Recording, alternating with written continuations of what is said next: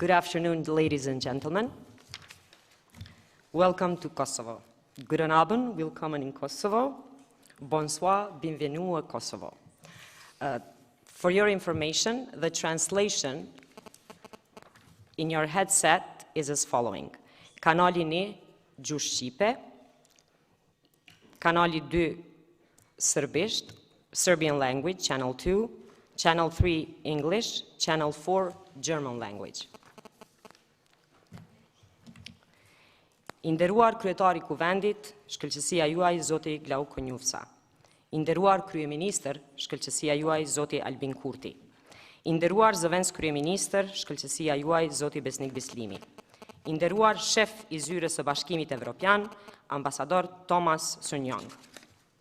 I nderuar bashkëkryesues i Komisionit Parlamentar për Stabilizim Asocim, Zoti Romeo Franc.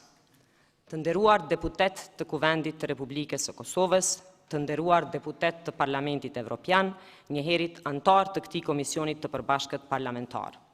Të nderuar të pranishëm. Ju falenderoj për praninë tuaj sot këtu në takimin e 7 të Komisionit Parlamentar për Stabilizim Asocim, Bashkim Evropian Kosovë.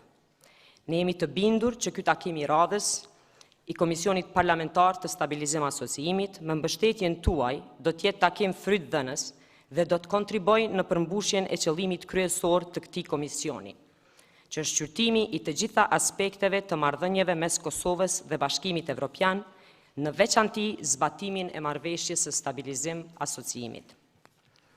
Rruga e Kosovës drejt Bashkimit Evropian është pa kontestueshme dhe vullneti të gjithë qytetarëve. Andaj mekanizmat si ky yni duhet të jenë në funksion të lehtësimit të kësaj rruge, e cila po shihet me pengesa pa fajin e qytetarëve të Republikës së Kosovës. Para se të fillojmë, do të doja të ndaja me ju disa informata të përgjithshme, në mënyrë që ky takim të shkojë ashtu siç është i paraparë. Ju lutem që përveç të ftuarve të pranishëm këtu sot, deputetët e Komisionit Parlamentar të Stabilizim Asociimit, të keni parasysh që fjalimet nuk duhet të jenë të gjata. Fjalimi i secilit do të zgjasë rreth 5 minuta. Koha është e limituar sepse na duhet të kemi hapësirë kohore edhe për diskutime nga anëtarë tjerë të Komisionit Parlamentar. Sa i përket diskutimeve pasuese pas fjalimeve, është mirë që edhe aty të respektojmë limitet kohore. Fjalimet janë maksimum 5 minuta, pyetjet nëse ka 1 minutë, ndërsa replikat 2 deri në 3 minuta. Atëherë, pa humbur kohë, propozoj të procedojmë tutje me pikën e parë të rendit të ditës, që është miratimi i agjendës për këtë takim. Fillimisht e hedh në votim agjendën e paraparë për sot, të cilën paraprakisht e keni të pranuar të përditësuar me ndryshimet e fundit. Nëse dikush nuk ka ndonjë propozim apo vrejtje, konsiderojmë të miratuar agjendën e takimit të 7 të Komisionit Parlamentar të Stabilizim Asociimit.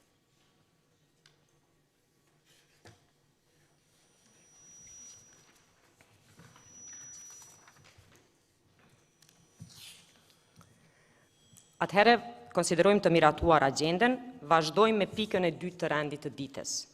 Pika e 2 është gjendja aktuale e marrëdhënieve Bashkim Evropian Kosovë, shkëmbim pikpamjesh mes shkëlqësive Zotit Glau Konjufsa, kryetari Kuvendit të Republikës së Kosovës, shkëlqësisë Albin Kurti, kryeministër i Republikës së Kosovës, shkëlqësisë së tij Zotit Besnik Bislimi, zëvendës kryeministër i parë për integrim evropian, zhvillim dhe dialog, dhe shkëlqësisë së tij ambasadori Thomas Sonjong, shef i zyrës së Bashkimit Evropian në Kosovë.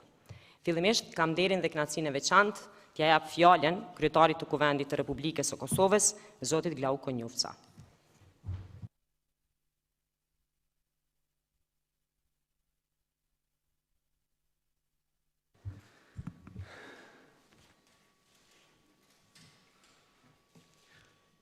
Të nderuar bashkëkryesues të Komisionit të Përbashkët Parlamentar mes Kosovës dhe Bashkimit Evropian për Stabilizim Asocim, zonja Kusari Lila dhe Zoti Franc, të nderuar deputet të Kuvendit të Kosovës dhe të Parlamentit Evropian dhe njëherë është antar të Komisionit të Përbashkët Parlamentar për Stabilizim Asocim mes Bashkimit Evropian dhe Kosovës, i nderuar i kryeministër Kurti, i nderuar zëvendës kryeministër Bislimi, I nderuari ambasador Sunjog, të nderuar të pranishëm, të dashur gazetar që keni ardhur me ndjek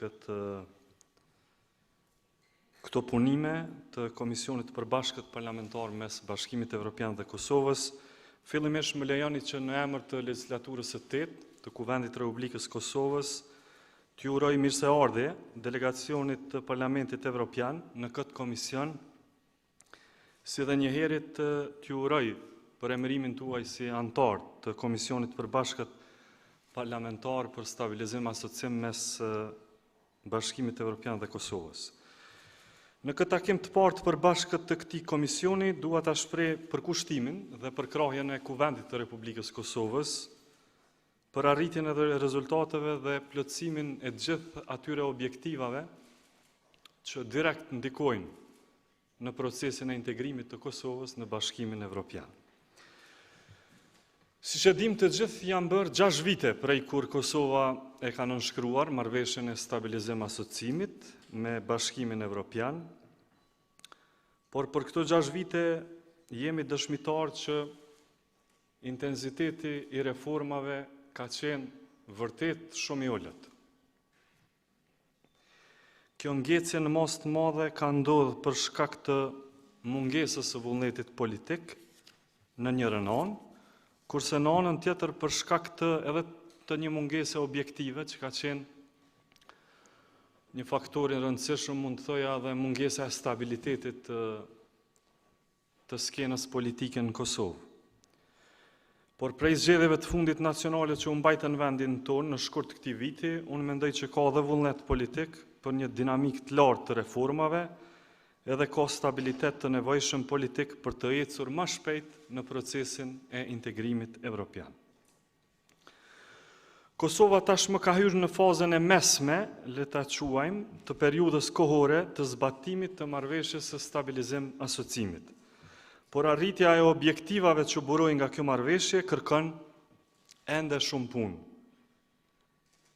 Rrjedhimisht në funksion të jetësimit dhe të zbatimit plot të obligimeve që burojnë nga kjo marrëveshje, Kosova pra në tetor të këtij viti e miratoi planin kombëtar për zbatimin e marrëveshjes së stabilizim asocimit, e cila i përfshin vitet 2021-2025, si dhe planin e veprimit për zbatimin e fazës së dytë të prioriteteve politike të dakorduara ndërmjet Bashkimit Evropian dhe Republikës së Kosovës, pra agenda e reformave evropiane faza e dytë. Ama në të njëjtën kohë jemi plotësisht të bindur që integrimi nuk është një proces i njanshëm. Ky është një partneritet i bazuar në interesin reciprok. Ne nuk e konceptojmë Bashkimin Evropian si një stacion të largët ku duhet ne të arrijmë, apo si një parajs ku ne shpëtojmë. Ne mendojmë Bashkimin Evropian si një sistem të vlerave të demokracisë, të drejtësisë, të barazisë sociale, të drejtave të njerëzit, edhe të sigurisë, të cilin duhet ta ndërtojmë këtu, në shtetin tonë, në Republikën e Kosovës. Vetëm kështu vetë transformohemi, duke u bërë edhe ne Bashkim Evropian. Por as BE-ja në anën tjetër nuk është e plotë, pa përfshirjen e Republikës së Kosovës dhe të vendeve të Ballkanit Perëndimor në xhirin e vet.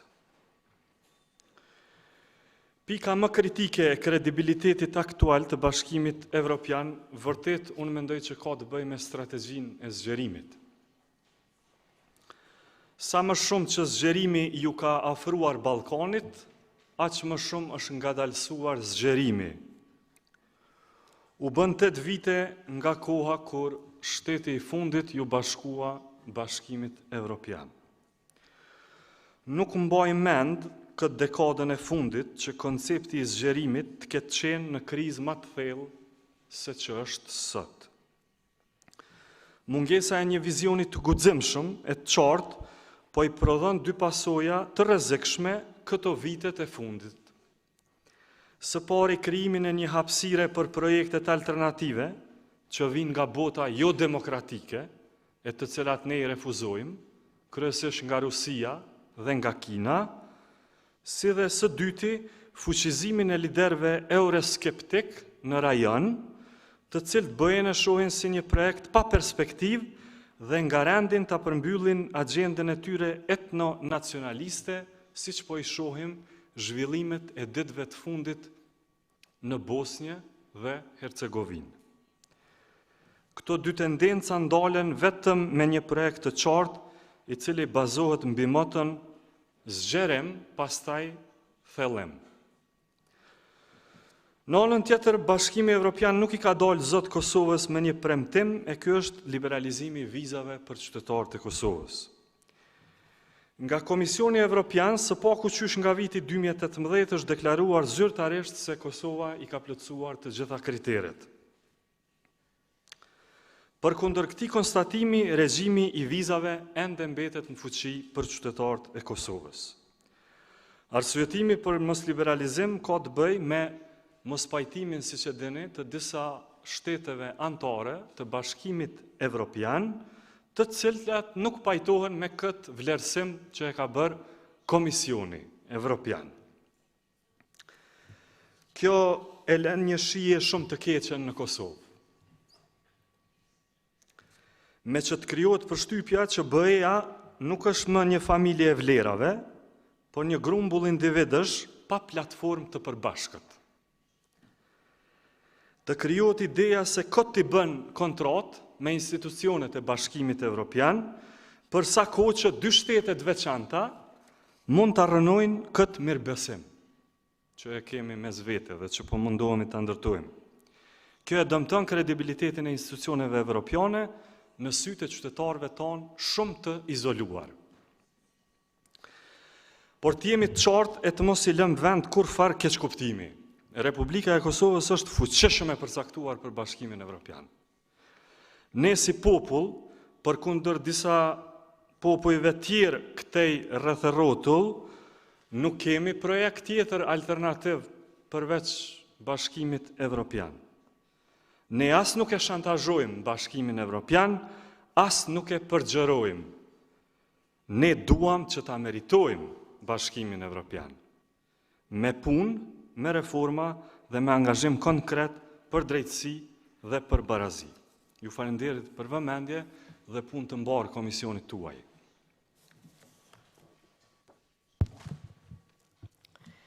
Faleminderit shumë i nderuar kryetar Konjufsa për fjalimin tuaj dhe për të ndarjen e pikpamjeve në lidhje me gjendjen e marrëdhënieve në mes të Bashkimit Evropian dhe Kosovës.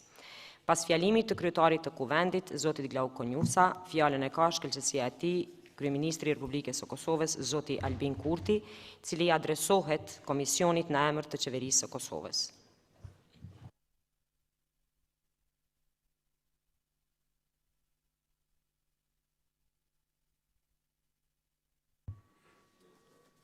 I nderuar kryetari i Kuvendit të Republikës të Kosovës, zotëri Glau Konjufsa, i nderuar ambasador, zotëri Tomas Shunjog, të nderuar bashkëkryesues të Komisionit Parlamentar të Stabilizim Asociimit ndërmjet Bashkimit Evropian dhe Kosovës, zotëri Romeo Franc dhe zonja Mimoza Kusari Lila,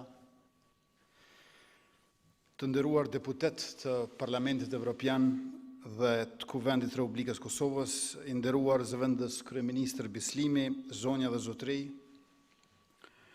të nderuar eurodeputet, më lejoni që në emër të Qeverisë së Republikës së Kosovës t'ju dëshiroj mirëseardhje dhe t'ju falenderoj për përkrahjen e vazhdueshme të Parlamentit Evropian për vendin dhe rrugën tonë evropiane.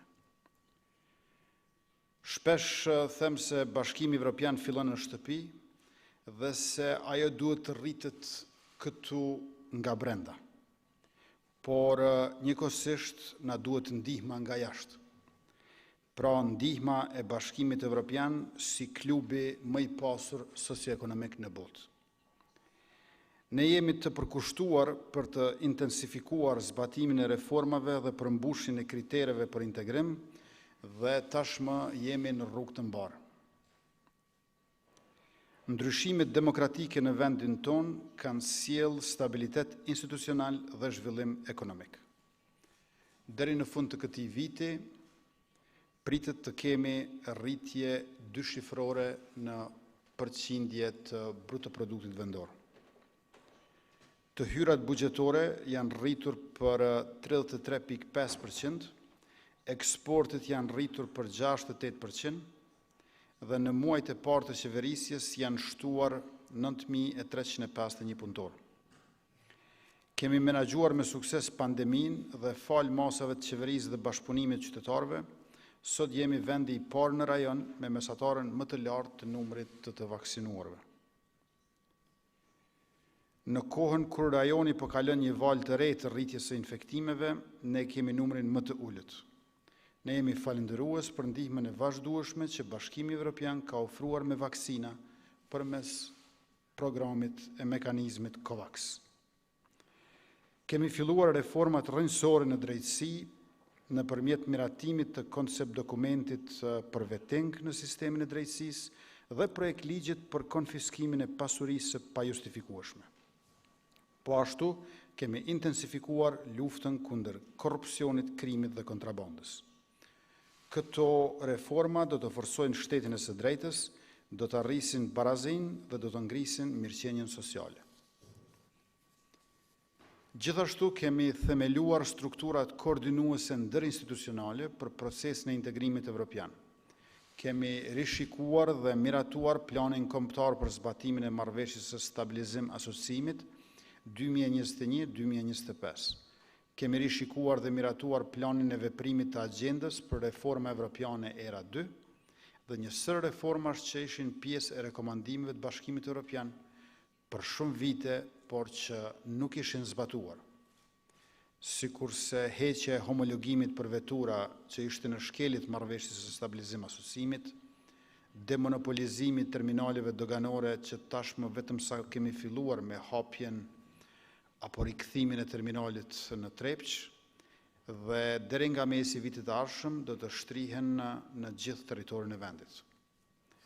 Këto dhe temat të tjera do të diskutohen më hollësisht në punën e këtij komisioni të përbashkët sot dhe nesër, e po kështu edhe energjia, tranzicioni i gjelbër, të drejtat themelore dhe bashkëpunimi rajonal. Të gjitha këto janë prioritete edhe në agjendën për reforma evropiane. Është rëndësishme që kriteret për progres dhe avancim të Kosovës në procesin e integrimit duhet të jenë të drejta dhe të bazuara në merita.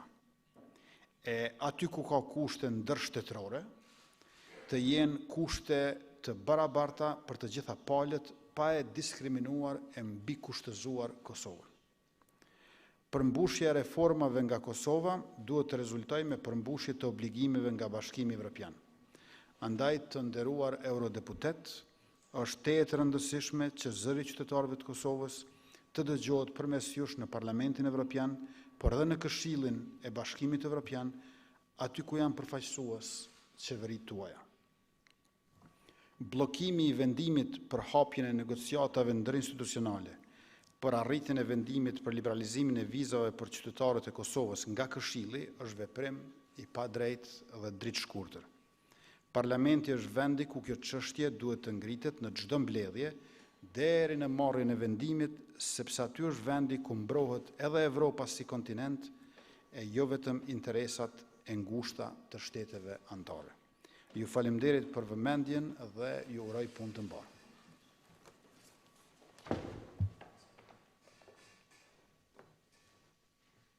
Faleminderit i nderuar kryeministër Kurti. Radhën e ka zoti Besnik Bislimi, zëvendës kryeministër i parë për integrim evropian, zhvillim dhe dialog.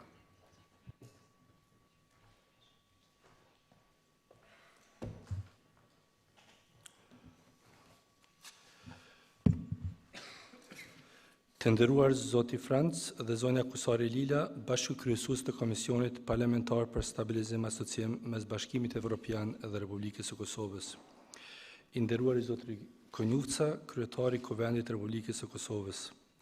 I nderuar zotri Kurti, kryeministri i Republikës së Kosovës, i Qeverisë së Republikës së Kosovës. I nderuar zoti Synjok, shef i zyrës së Bashkimit Evropian në Kosovë. Të nderuar deputet të Parlamentit Evropian dhe Kuvendit të Republikës së Kosovës, të nderuar pjesëmarrës, zonja dhe zotrinj. Shumë shpejt, po bën 6 vite, përse është nënshkruar marrëveshja stabilizim asociimit mes Kosovës dhe Bashkimit Evropian. Edhe pse në rajon dhe vetë në Bashkimin Evropian, fjalët si lodhja apo fatik lidhen me rajonin e Ballkanit Perëndimor, ne në Kosovë, apo për ne në Kosovë, energjia për agjendën dhe reformat evropiane është më e madhe se kurdoherë më parë.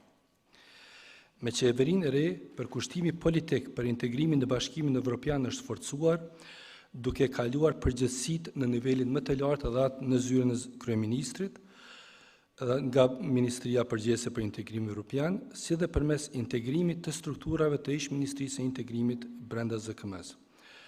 Dhe kështu ne po ndikojmë në ruajtjen e memorjes institucionale rreth Bashkimit Evropian.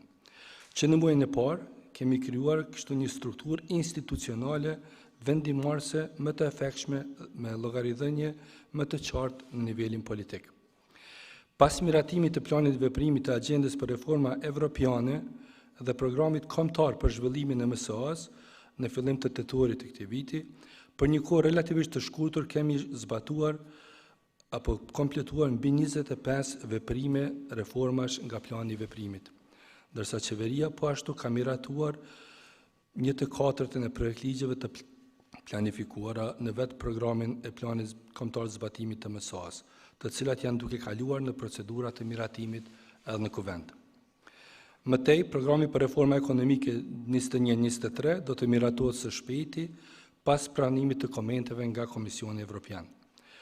Programi reformave ekonomike fokusohet në mbështetjen e rritjes ekonomike dhe të sektorit privat, në arritjen e gjithëpërfshirëse, në financat publike të qëndrueshme, në përmirësimin e mjedisit afarist, zvoglimin e ekonomisë jo formale, si dhe në trajtimin e sfidave në fushat e energjisë dhe forcimit sistemit arsimor për t'u përgjigjur nevojave të tregut të punës.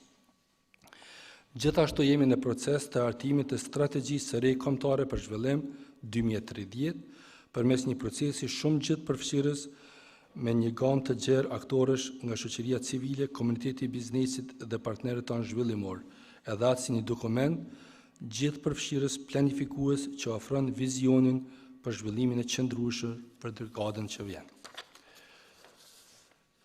Kemi bërë përparim të jashtëzakonshëm në luftimin e pandemisë, e ceku edhe kryeministri se që nga fillimi i tetorit, Kosova është bërë vendi me përqindjen më të lartë të popullsisë së vaksinuar në Ballkanin Perëndimor. Edhe për këtë, falenderojmë si Bashkimin Evropian, ashtu edhe vendet anëtare të Bashkimit Evropian, por edhe Shtetet e Bashkuara të Amerikës për ndihmën e pazëvendësueshme me sigurimin e vaksinave. Gjithashtu, me rishikimin e buxhetit si vjet, po kujdesemi që të rrisim shpenzimet për shëndetësinë publike në një masë të madhe në vitin që na vjen.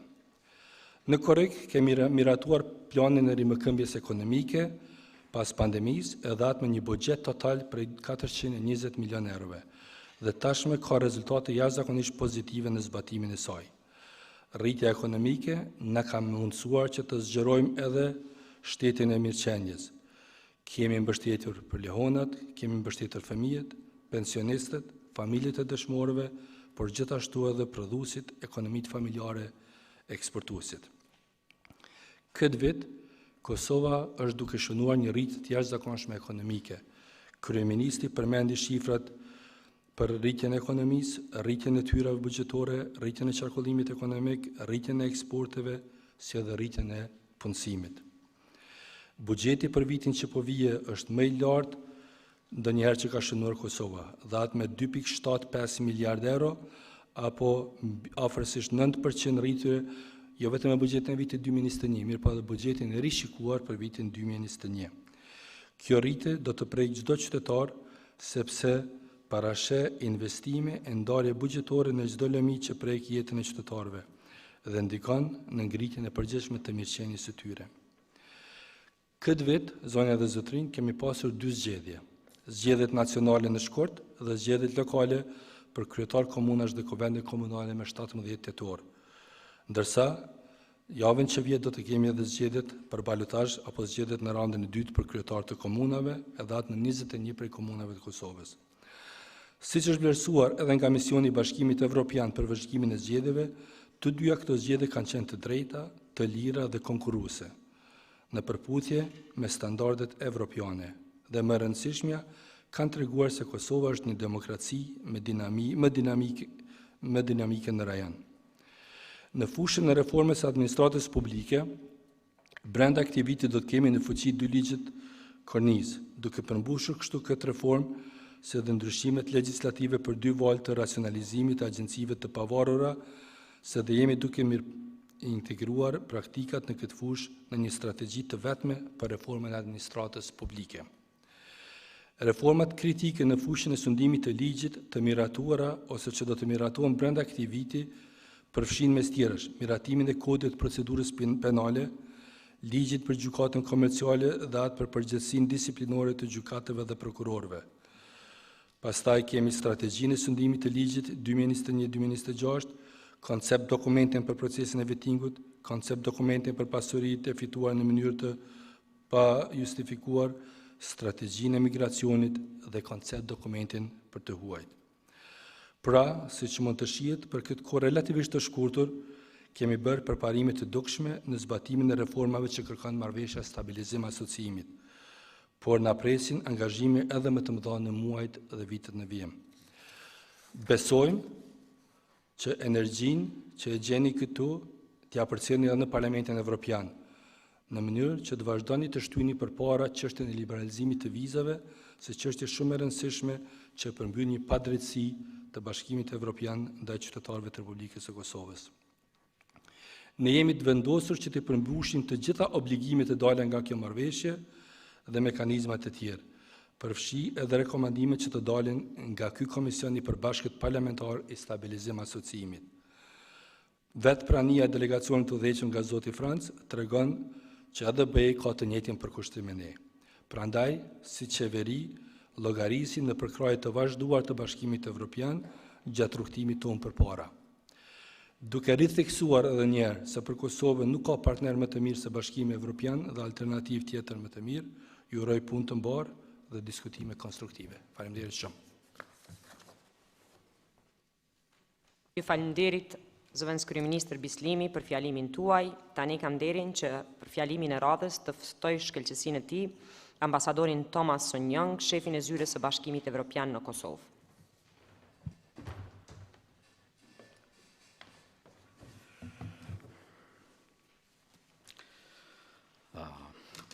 Faleminderit. Respectable co-chairs, honorable members, honorable speaker, honorable Prime Minister, honorable Deputy Prime Minister, Your Excellencies, ladies and gentlemen. I'm honored to address you today on behalf of High Representative and Vice President of the Commission, Mr. Borrell, and Commissioner Varhey, at the 7th meeting of the EU-Kosovo Stabilization and Association Parliamentary Committee. Interparliamentary work is an essential element of the EU-Kosovo cooperation under our Stabilization Association Agreement. I'm therefore particularly pleased that this important forum can resume after a nearly 2 years interruption. The timing of today's meeting is of particular relevance. Last week marked the 6th anniversary of the signature of the EU-Kosovo Stabilization Association Agreement in Strasbourg that continues to be the foundation for Kosovo's European integration process. It is far more than just a legal and contractual framework. It anchors our political and policy dialogue, covering all sectors of the economy and society, and provides wide and varied opportunities from economic and trade development to fighting corruption and strengthening the rule of law, or to tackling climate change. Let me underline that it is up to Kosovo to seize the opportunities offered by this agreement. The more Kosovo implements the SAA, the closer its standards will be with those of the EU member states, providing more opportunities for trade and investment. Today's meeting, the SAA committee held last week, and the recent enlargement report on Kosovo offers a timely opportunity to assess the work that has been done under this first EU-only agreement in the region, as well as to reflect on the latest development in Kosovo and the state of play of EU-Kosovo relations. Today's meeting is particularly timely also because it takes place at an important moment in the EU-Western Balkans relations. The visit of the Commissioner President von der Leyen at the end of September and the EU-Western Balkans Summit held last month in Brdo demonstrated our strong political commitment to the entire region and to its to the European perspective. They reconfirmed the deep links between the European Union and our Western Balkan partners. As Commission's President von der Leyen said during her visit, the Western Balkans are part of Europe, not just geographically, but also in terms of interest, ambitions, and values. They are the EU's key partners, and together we share the responsibility for well-being of our continent. The firm strategic commitment of the EU to the region is reflected in a number of key actions, bringing tangible benefits to the citizens of the Western Balkans, from continued support to the COVID-19 response to a significant funding pledge under the Economic and Investment Plan to bolster the region's long-term development and sustainable recovery. The regional and soon wider agreement on voluntary reduction of roaming charges, so-called to roam like at home, the detailed action plan for the implementation of the Green Agenda, the Agenda on Innovation, Research, Education, Culture, Youth and Sport, and the creation of the Common Regional Market are not only very tangible measures for the people and businesses of the region, they are also show how closely EU policy priorities are mirrored in our work with the region. This has also highlighted in the European Commission's 2021 enlargement package, published 2 weeks ago. This year's package, the report on Kosovo included, is fully aligned with the revised enlargement methodology and puts an even greater emphasis on closely monitoring fundamental reforms. It takes into account the specific circumstances, including the COVID-19 pandemic, that have influenced development in the region, as well as the political changes in Kosovo. The 2021 report on Kosovo recognized the positive trend of renewed commitment to advance further on EU-related reforms, even if limited progress was made on the reform agenda and SAA implementation. The adoption of the second phase of the European reform agenda, so-called ERA 2, and its action plan, as well as of the National Programme for Implementation of the SAA in 2021 to 2025, confirmed this positive momentum. All this gives a solid framework to work even harder. It is time for a real and effective implementation of promises and policies. We stand ready to further engage with Kosovo authorities to make this happen. In order to be successful, Kosovo European's path and the required reforms should be supported by a large consensus in this assembly. In this context, the government needs to engage with all political parties, including from the opposition, in order to build political consensus on decisions related to the implementation of the SAA and the second phase of the European reform agenda. The enlargement report highlighted that a polarized political atmosphere and a lack of quorum severely affected decision-making in the Assembly in the past election period. The preceding legislature lasted only 1 year, until December 2020, and it adopted only 17 laws, out of which 12 were ratification of international agreements. The political reality has now significantly changed. The government enjoys a stable majority, and I take the opportunity today to recall the need for the Assembly to improve its regulatory framework, including its rule of procedure, to address the legislative backlog, and to intensify the work on EU-related reforms. Determination and broad political consensus are also required to make progress on the EU-facilitated dialogue with Belgrade. We welcome the resumption of the talks and the arrangement agreed on 30th September with the facilitation of USR Lajčák and following the active engagement by High Representative and Vice President Borrell to resolve the tensions in the north of Kosovo and to work towards a sustainable solution allowing freedom of movement for all persons.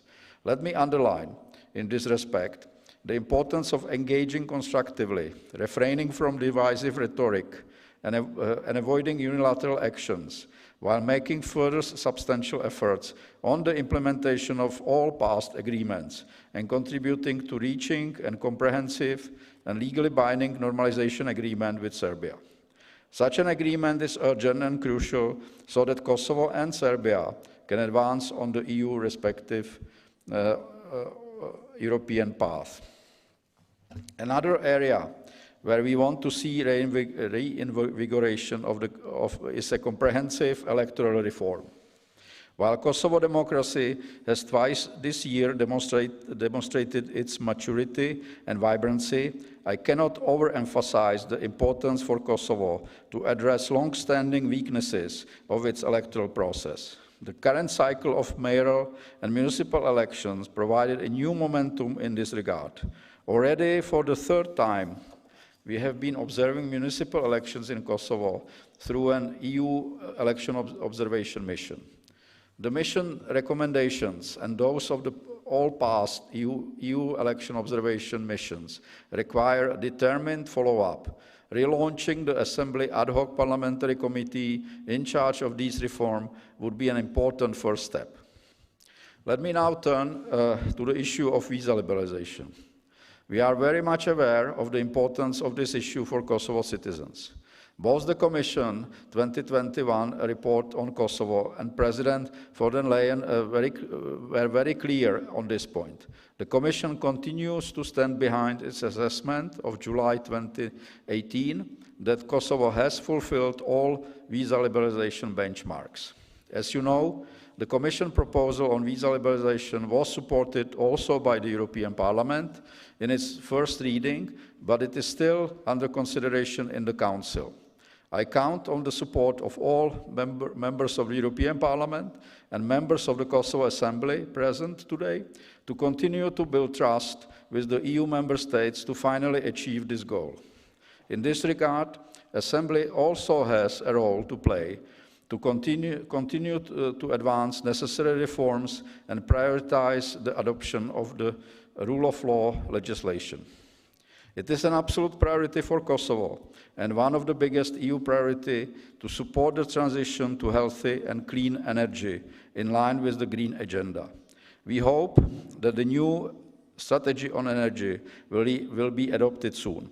We encourage to decisively step on the decarbonization path and to explore options to diversify energy supply.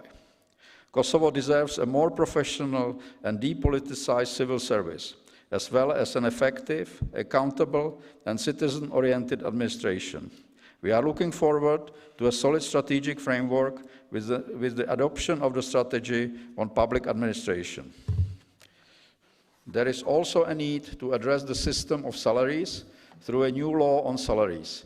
Laws already in place need to be effectively implemented. Finally, let me reiterate that the European Union's readiness to continue to support Kosovo reform efforts, including when it comes to its ambitious rule of law agenda.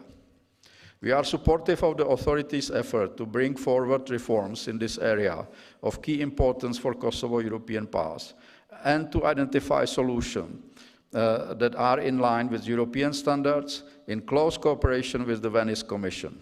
However, the means to achieve such reforms are as important as the final goal.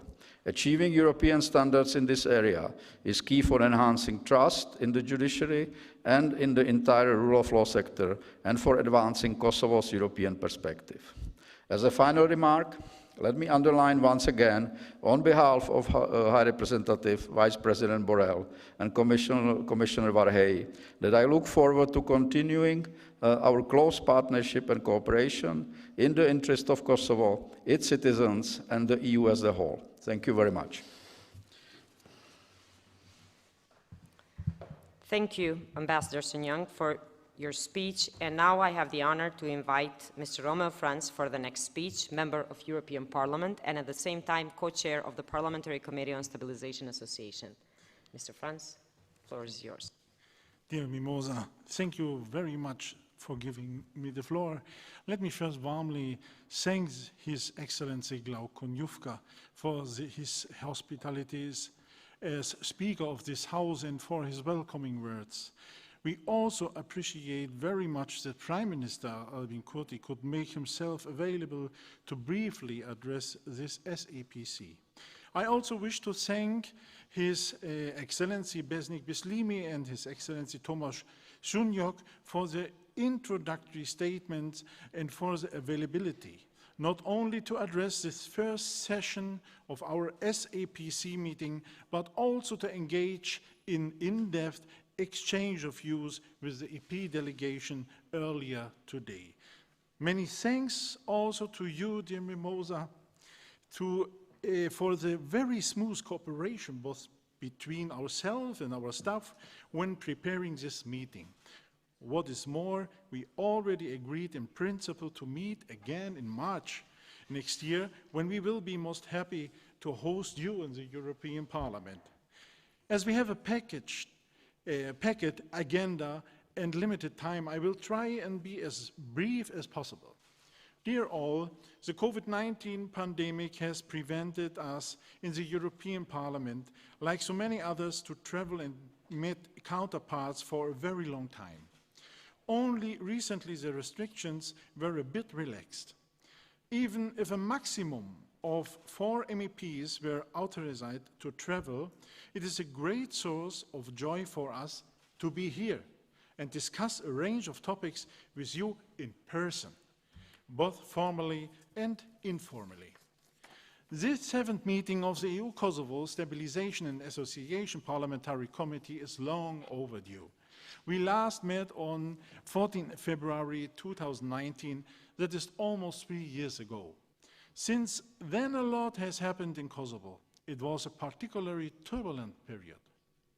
Since our last meeting, Kosovo has seen 4 governments, 2 early parliamentary elections, and the first round of municipal elections a few weeks ago.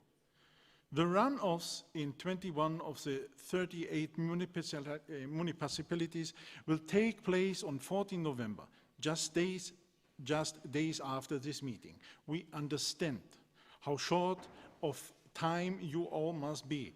We are therefore very grateful that so many of you take part in this meeting, which is one of the cornerstones of our interparliamentary relations. Dear colleagues, the recent years of political instability in Kosovo have come at a price, with little progress on EU reforms. More stability is needed for Kosovo to be able to meaningfully move forward on its EU integration path. This is what we wish to see. In this regard, we welcome the recent adoption of the 2nd phase of the European reform agenda through a dedicated action plan. Action is indeed what is needed. We understand perfectly well that you may feel abandoned by some or even many in the EU. However, in the European Parliament there is a broad consensus that Kosovo deserves and needs our undivided attention. When it comes to visa liberalization, we are your staunchest ally. We do not need to convince you of that. You know it. Certain EU member states continue to fail to deliver on visa liberalization for Kosovo. Let us be clear on this. Visa liberalization is not about giving incentives to Kosovo. It is about the EU living up to its promises. And it has not done so for more than 3 years now. The damage is there for all to see. First, we in the EU pay a heavy price in terms of reputational damage and credibility. But by far the heaviest price is being paid by you. Kosovars are kept isolated in the region. Young people who have been selected to participate in the Erasmus Plus program, which is an EU program, often arrive late at their hosting university because of delays in getting their visa. This is just one example. And there is also literally a price to pay. Visas do not come cheap, and not everybody can easily afford them. This is scandalous, non-European, humiliating, and it should stop. Please allow me to also briefly address the all-important issues of the dialogue between Pristina and Belgrade. Our standing rapporteur for Kosovo, Viola von Kramon, will speak in more detail on this as the first EP speaker on that agenda item. Let me just say this. There is no escape route here for either of the parties. The dialogue process urgently needs to move forward. While moving forward means, of course, looking at the future, it also means taking into account what has been agreed so far and implementing it. The position of all EU stakeholders on this is crystal clear. And without progress on the dialogue, the European perspective of both Kosovo and Serbia will remain a perspective. We say it in our resolutions. The Commission say it in its reports. High Representative Borrell and EU Special Representative Lajčák have repeatedly said it. But above all, this is about pure logic. It is simply not possible to disregard all or part of what was discussed and achieved over the past 10 years and start from scratch or reset the whole process. I look forward to exchanging views with you and you on the other agenda items too. For now, I wish to thank you, dear Mimosa, once more for giving me the floor. Thank you. Thank you very much, dear Romeo. It's true that political dynamic circumstances in Kosovo have been quite high, but it has been my special honor to prepare for this joint session.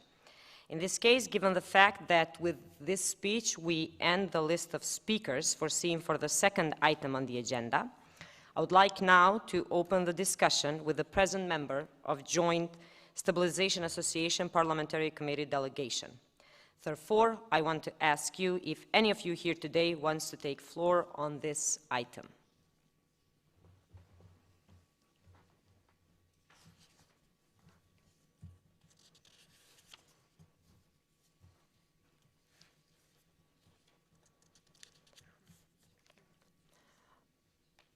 We can then proceed to the third item on the agenda, which is, as Romeo ended his speech, the EU-facilitated dialogue between Pristina and Belgrade.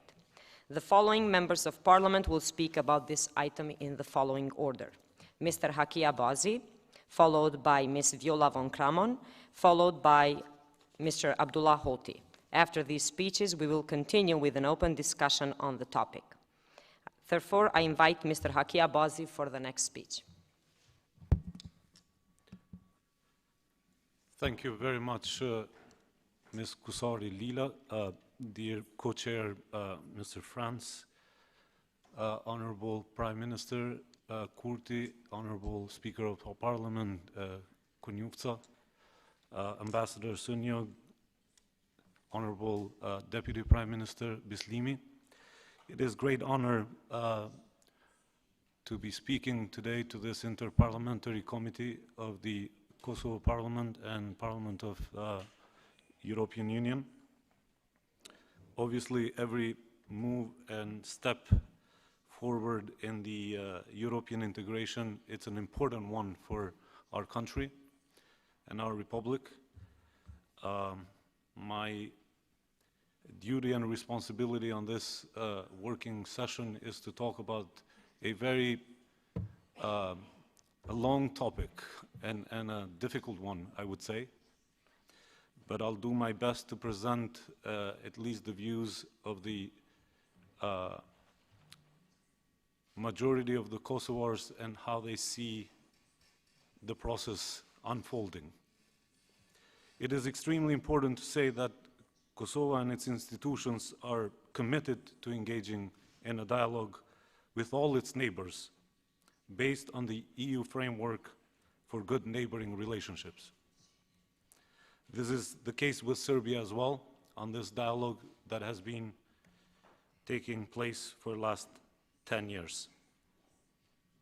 Although, at the very outset, I should say that we're very mindful and aware of the fact that Serbia has played the double game in terms of engaging in a dialogue, but at the same time trying to undermine its neighbors by subordinating all of them, and in this case, Kosovo, in a very focus of its strategy. The dialogue, as it was framed by the United Nations resolution, meant to be a dialogue for solving outstanding issues between Serbia and Kosovo with a goal of full normalization of relations after the opinion of the International Court of Justice on 22nd of July 2010. Instead, more than 10 years later, Serbia misused the dialogue, not only to undermine the ICJ opinion, but to delay new recognitions for independence of Kosovo, slower the process of the integration, EU integration, to develop strong propaganda for de-recognition of Kosovo, and also for limiting the space for Kosovo's economic development by putting a lot of barriers and spreading the news of insecurity for investment in Kosovo. All this, in my opinion, has a hidden agenda that to make Kosovo's youth life as difficult as possible and accelerate the brain drain and people moving out of Kosovo in the long run. The strategy for prolonging and so-called buying time used by Serbian institutions while dialoguing in Brussels has also been effective in their point of view for an important time passing and fading memory of what has happened in the 90s. This is the reason why Serbia does not want to accept our proposal for dealing with the past and documenting the truth of the 90s. In general, this has not been happening in a vacuum, also when it comes to the regional geopolitics. You know, the diplomacy about vaccines has proven over and over again the role of Serbia to play a proxy for other actors in the region who do not have in mind the very well-being and the prosperity of the region, especially when it's looked from the EU integration perspective. This, many times, in lives of citizens, but also the relationships has been a challenge to the common defense and foreign affairs policy of the European Union. And we see it from Kosovo regularly being the case as Serbia acts in the region. I would like to bring to your attention also the recent developments in Bosnia and Herzegovina,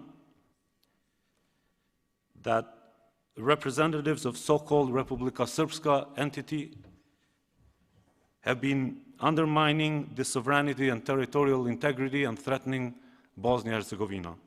This is extremely important in light of the dialogue and the way to explain the intention of Serbia that insists to form similar mono-ethnic institutions in Kosovo, so similarly to the Bosnia, they can control, sabotage the institutional coherence and sovereignty of Kosovo. So we should not be naive about why this non-European value-based proposals for mono-ethnic institutions that Serbia has been constantly trying and pushing to form will be destabilizing and threatening Kosovo, similar to what is happening today in Bosnia and Herzegovina.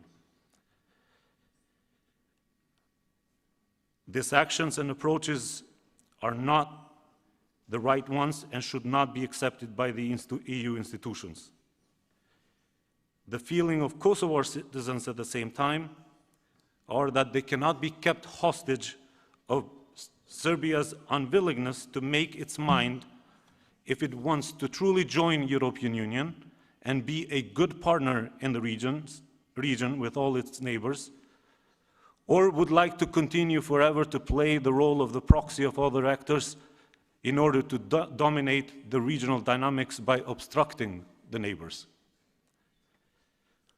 We welcome the agreement reached between Kosovo and Serbia on car plates, and this temporary agreement proves that only reciprocity can bring a potential positive outcome for both sides and remove the status quo.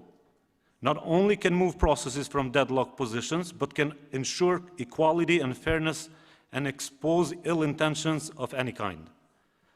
Kosovo's people are very unhappy with the fact that Serbia responded by pulling out tanks and flying airplanes and bringing the Russian ambassador to the border when Kosovo applied nothing else but the same action that Serbia has been applying for the last 20 years. Additionally, the commitment of Kosovar institutions to fight organized crime and corruption, illicit economy, it is firm. And it is part of our agreement with the EU as well. This fight is not easy, and it cannot be done alone. We need cooperation from all the neighbors, as organized crime is not limited in borders. Kosovo's future in the EU integration process is dependent on the ability to meet the standards and requirements of EU and individual EU member states, as it is the case of the demanded on the case of visa liberalization. I would like to conclude by thanking all of you and inviting you and other EU mechanisms to work in partnership on all the reforms and advancing our relationship by maximizing the impact of EU engagement and support by supporting really truly democratic forces in the region, which is the only way to also bring about the positive results of the dialogue with Serbia as well. Thank you. Thank you very much, Mr. Abazi. Now for the next speech, I have the honor to invite Ms. Viola von Kramon, Member of European Parliament and at the same time EU Rapporteur for Kosovo. Thank you very much, Madam Chair, Co-Chair. Oops, that's very... Mr. Prime Minister, Deputy Prime Minister, Speaker, Dear Excellency, colleagues and members of the European and Kosovo Parliament. Thank you very much for hosting us here today in the premises of the National Assembly of Kosovo with this distinguished guest, as there is no stronger signal how much European perspective and EU integration mean to all of us, but also to Kosovo. An essential element on the EU integration path is certainly the EU-facilitated dialogue between Kosovo and Serbia. I have learned from your remarks today, Mr. Bislimi, which conditions the EU membership of both countries. Let me reiterate once again that without a comprehensive, legally binding agreement on the normalization of relations between Kosovo and Serbia, the accession to the Union will not occur for both countries. Besides the EU accession incentive, the dialogue should of course serve to both Kosovo and Serbia to come together to the terms of sustainable and peaceful relations. Without settling all open questions, the whole region will continue to be a fertile ground for the foreign malign influence and source of European instability, as my colleague has mentioned before, and as we witness these days in Bosnia. Unfortunately, despite its importance and new impetus with the appointment of our EU Special Envoy for the dialogue, the talks on normalization are in passe and deliver insufficient results. First, the dialogue has to become a political priority, and we would like to see a firm, unhindered commitment behind it. It is undoubtedly necessary that Kosovo engage in full capacity in this process in order to ultimately yield positive results. The dialogue is not only and should not only be limited to its Brussels format. The Prime Minister pledged to organize an internal dialogue with Kosovo Serbs, which should be an essential step in achieving internal cohesion and unified front to bring the dialogue to a successful end. I therefore urge Kosovo authorities, both the Prime Minister and the Assembly, to create a platform where the constructive engagement with the representatives of Kosovo Serbs and all other communities will take place internally. The Kosovo society is young, vibrant, and multi-ethnic, and thus the role of women in the dialogue is indispensable. It is utterly unacceptable that no woman negotiates the result of the normalization agreement, since the women here of Kosovo need to play a role in its creation and implementation. Women are not a minority, nor are they a vulnerable group in Kosovo. And I stress it again, more women in the dialogue are needed immediately. The transparency is another important pillar. If you want to be held accountable, you need a broad public engagement and a fully fledged legitimacy for the overarching deals. I regret to find out that the dialogue process and some other processes in Kosovo are not sufficiently transparent. The practice of wide societal consensus, public debates, and cooperation with the civil society are the essence of democratic acquis that we would like to see also here in Kosovo. The dialogue raises many sensitive issues, and I fully understand your concerns about the outcome or impact of some of previous deals. However, let me be crystal clear here. The already achieved agreements must be legally respected and implemented. Kosovo should not allow being the side that breaches international commitments and Brussels-signed obligations. It will be inevitable damage to your international reputation and damage the close links you have built over the years with European and US partners and friends. I want therefore to encourage you to spark a public debate and find a way to implement all pending provisions stemming from the Brussels dialogue. Of course, the changes have to be within Kosovo's constitutional framework and legal order. Yet, finding a way to accommodate it will necessarily lead one big leap closer to the end of the dialogue and finalization of this lengthy process. The initiative of our EU Special Envoy about the monitoring scoreboard of the already achieved agreements is to be welcomed as an impartial way to track the progress in the dialogue. Furthermore, despite the unfortunate discrepancy in the previous period, there is a full transatlantic cooperation and synchronization on the dialogue, as the joint pressure resulted in the prompt resolution of the car license plate issue. Kosovo should use the new window of opportunity with its ally to push for the more proactive, transparent, and decisive conduct of the dialogue, and the European Parliament is ready to support and closely monitor this in the coming period. Dear friends, the Kosovo-Serbia dialogue requires strong political will, high standards on minority protection, uncompromised fight for human rights, as well as sustainable and good neighborly relations. It entails thinking out of the box, making compromises, taking up previous commitments, and being responsible domestically and internationally. It finally requires bold and brave vision, desire to solve the problem and bring the peace not only to Serbia and Kosovo, but also to the whole region of the Western Balkans. I'm confident that Kosovo can do its part, not because of the EU request, but because of its own citizens.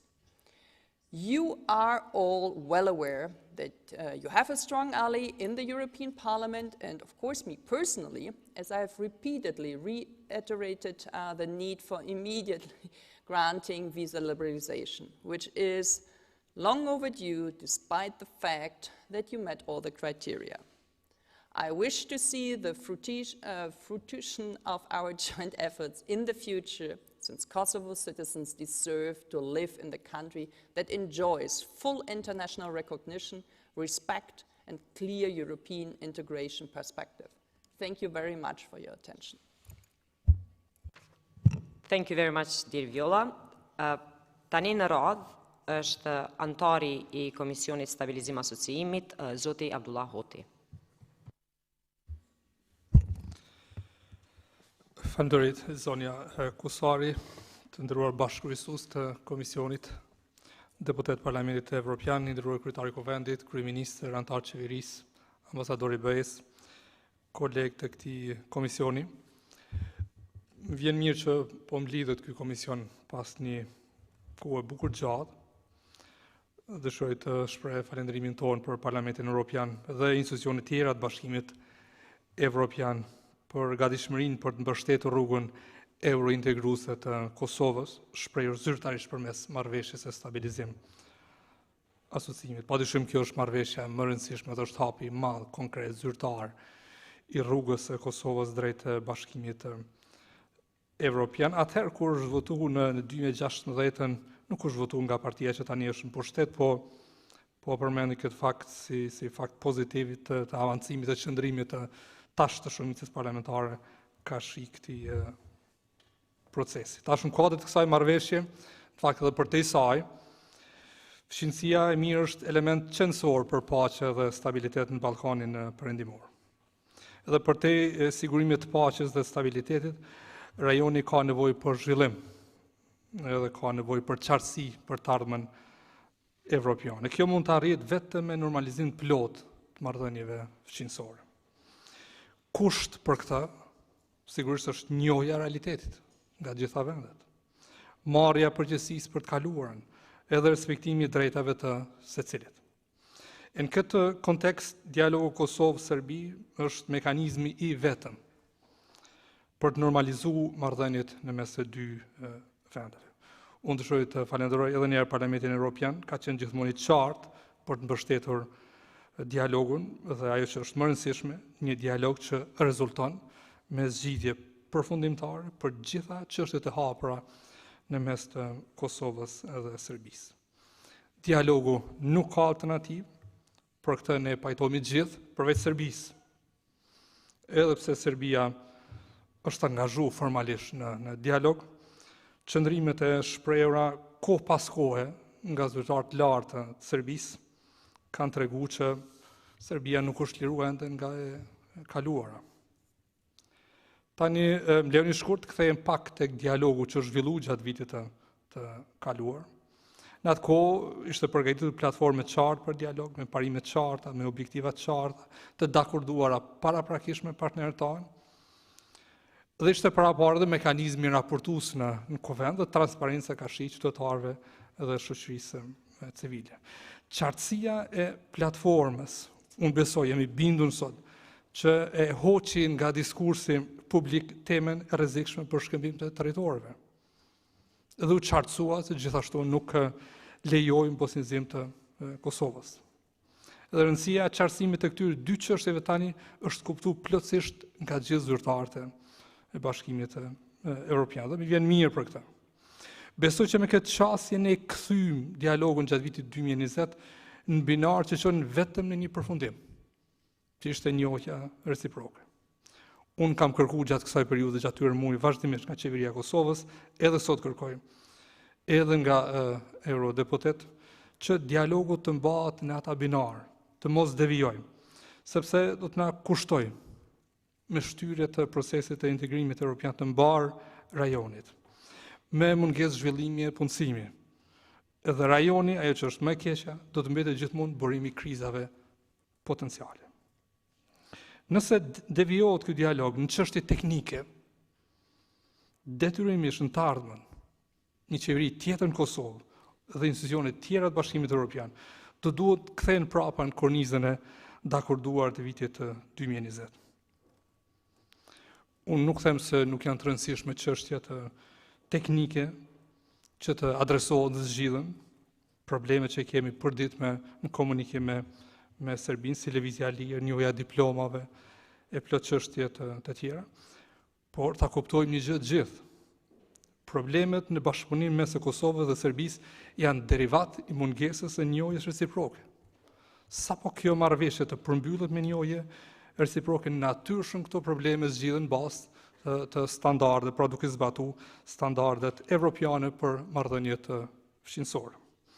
Prandaj, unë ju lutem gjithëve që të përkrahni dialogun vetëm për njohje reciproke, Si opozitë ne do të mbështesim vetëm këtë lloj dialogu, vetëm dialog që çon në njohje reciproke, vetëm dialog që ka kornizë të qartë kohore për mbyllje të tij, jo proces në vetvete, vetëm sa për ta mbajtur gjallë, sigurisht dialog me transparencë të plotë. Tani më leoni them një gjë si përfaqësues i opozitës, por edhe si ish kryeministër, se vërtet më vjen keq të shoh dialogun që ka degraduar. Dhe këtë më duhet ta them shumë qartë me mirëkuptim bashkëkryesuese nëse kaloj kohën pak. Një proces që ka degraduar nga takimet e nivelit lartë ku dakordoi agjenda dialogut dhe korniza marrëveshjes përfundimtare dhe mandej pasoshin takimet e ekspertëve për ta draftuar marrëveshjen finale, në takime për marrëveshje për targa dhe për tërheqje të barikaduesve. Janë të rëndësishme, por nuk adresojnë problemin kryesor. Ose nga takime në shtëpinë e Barë që ka sjellë një njohje të re, edhe ka trasuar rrugën për projekte të mëdha infrastrukturore që janë të rëndësisë gjeostrategjike për mbar rajonin, në takime ku fatkeqësisht zyrtarët tonë duhet të luftojnë, duhet kacafyte me zyrtarët serb për çështje teknike që janë të rëndësishme, por prap nuk e zgjidhin asnjëherë problemin e hapur në mes të dy vendeve tona. Edhe një tjetër që dëshiroj të theksoj sot përpara jush, prolongimi i këtij procesi po nxjerr në skenë probleme tjera tash, me të cilat duhet merrem më njëherë, besoj. Sot Serbia i shkel të drejtat e shqiptarëve në Preshevë, Medvegjë dhe në Bujanovc, duke i regjistru nga regjistri civil kundërshtim me gjitha konventat ndërkombëtare. Ju mohon të drejtën shqiptarëve për kthim në shtëpitë e tyre, ku kanë jetuar prej se është krijuar njerëzimi. Në Kosovë, ligjet ju mundsojnë secilit person të marrë shtetësinë, nëse ka çfarë do lloj dokumenti që ka jetuar në Kosovë, ai ose prindit e tij. Ndërkohë që në Serbi shpiken lloj barierësh administrative për të larguar shqiptarën nga ato komuna. Besoj që duhet më një të adresohet kjo çështje nga qeveria e Kosovës dhe të ketë vëmendjen e plotë të bashkimit evropian. Prandaj unë ftoj që sa më parë të kthehemi në dialog, ta mbajmë fokusin tek një dialog që është vetëm për njohje reciproke, për asnjë gjë tjetër. Edhe një gjë të fundit fare, nuk besoj që është rruga e duhur, siç është theksuar në fakt edhe në dokumentet përcjellëse të punës së këtij komisioni, që të krijohen komisione të përbashkëta për të rishikuar zbatimin e marrëveshjeve paraprake, për të bërë komitete vlerësuese të zbatimit të atyre marrëveshjeve.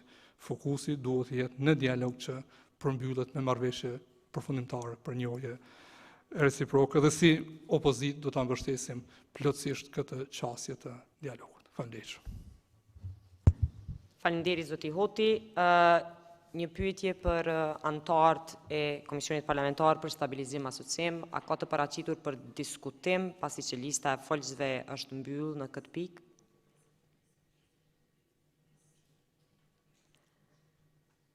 Nëse nuk ka, atëherë unë propozoj një pauzë 5 minutëshe, cilën do ta shfrytëzojmë bashkë me të ftuarit dhe anëtarët e Komisionit Parlamentar për Stabilizim Asocim për një foto familjare. Pauzë 5 minuta, në ndërkohë ne bëjmë foton këtu bashkë. Faleminderit.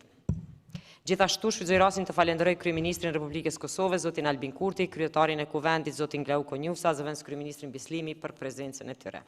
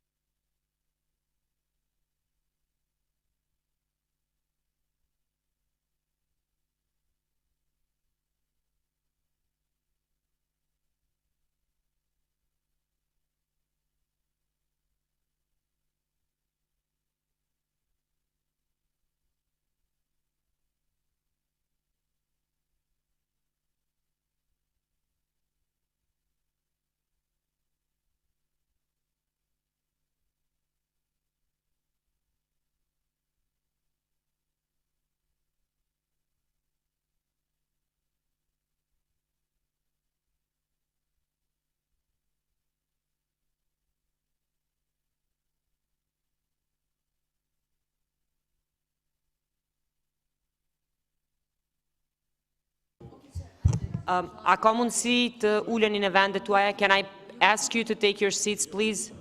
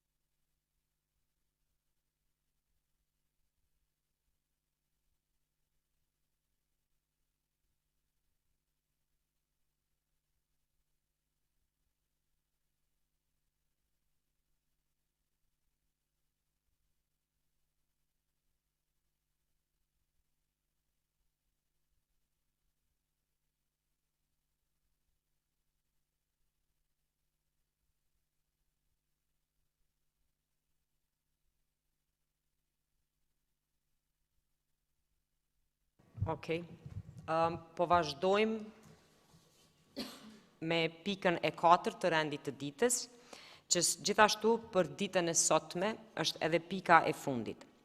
Tema e radhës, e cila do të diskutohet në Komisionin Parlamentar për Stabilizim Asocim, është bashkëpunimi rajonal dhe kriteret e Bashkimit Evropian për financimin e projekteve në rajon. Për këtë pikë, siç është e paraparë, do të flasim 3 folës. Në këtë rast, jemi me radhën si vion. Unë si antare dhe bashkëkryesuese e Komisionit Parlamentar për Stabilizim Asocim, pastaj bashkëkryesuesi, zoti Romeo Franz, si dhe deputeti i Kuvendit Republikës së Kosovës, zoti Pal Lekaj, antari Komisionit Parlamentar për Stabilizim Asocim. Tani nëse më lejoni, vazhdoj me fjalimin tim për sot. Të nderuar antar të delegacionit, të nderuar kolegë deputet, zhvillimi bashkëpunimit rajonal është një ndër qëllimet kryesore të politikës së jashtme të Republikës së Kosovës. Marrëdhëniet e mira fqinësore dhe bashkëpunimi rajonal paraqesin një aspekt qendror të procesit të rrugtimit të Kosovës drejt antarësimit në Bashkimin Evropian. Andaj, jemi falenderues për punën dhe angazhimin tuaj që keni bërë ndër vite për të ndihmuar Kosovën drejt perspektives evropiane, si dhe çmojmë e vlerësojmë punën tuaj që ka ndikuar me të vërtetë shumë që Kosova të ketë progres në këtë pjesë. Posaçërisht, ashtu siç e ceku edhe kryeministri dhe zëvendës kryeministri, ju falenderojmë juve që taksapaguesit evropian për ndihmat e ofruara në luftimin e pandemisë COVID-19, të cilët me të vërtetë kanë ndihmuar Kosovës në këtë betejë me të cilën po përballet e gjithë bota. Të nderuar, Kosova ka arritur të jetë antare e disa nismave të rëndësishme rajonale.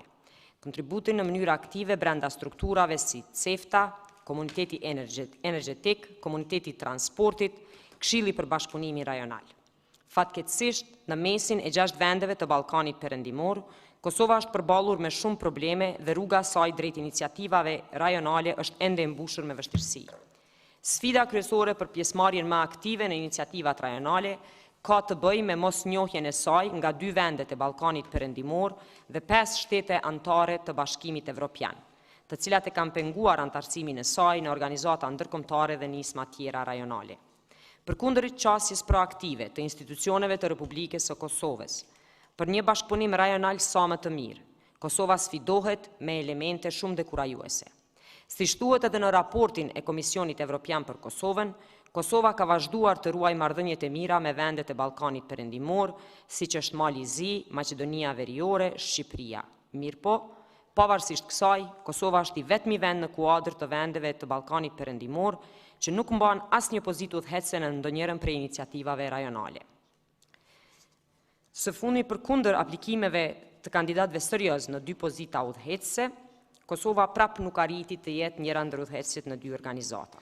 Të nderuar kolegë, marr parasysh kompromisin e vazhdueshëm nga ana kosovare, falë të cilit Bashkimi Evropian ka shënuar progresin e arritur deri më tani në nivelin rajonal, është shumë e rëndësishme të përmendet fakti se përkundër proaktivitetit ton, Kosova në vazhdimsi është duke u sfiduar nga pala serbe, madje në takimet e fundit të organizuara nga Kuvendi i Kosovës në kuadër të iniciativave rajonale, sa i përket edhe dimenzionit parlamentar, Kuvendi i Kosovës u sfidua seriozisht.